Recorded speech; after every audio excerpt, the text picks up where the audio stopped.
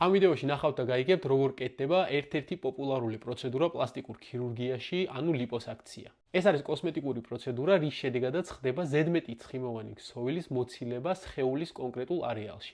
აი ეს კი არის რეზერვუარი, სადაც ეს უშუალოდ დაშლილი ცხიმი მიემართება და გროვდება. ლიპოსაქცია არ არის დასაკლები პროცედურა, ის კეთდება მაშინ, როდესაც დიეტის შედეგად კონკრეტულ არეალში მაინც რჩება ზედმეტი ცხიმი.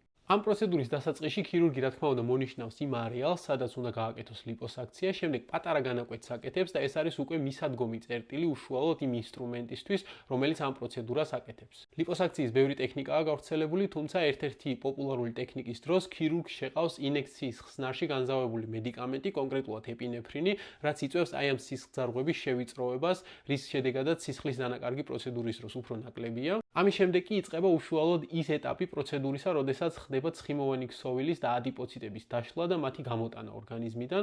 აი ეს ტექნიკა, რომელსაც თქვენ უყურებთ ამ ვიდეოზე, არის body jet ტექნიკა.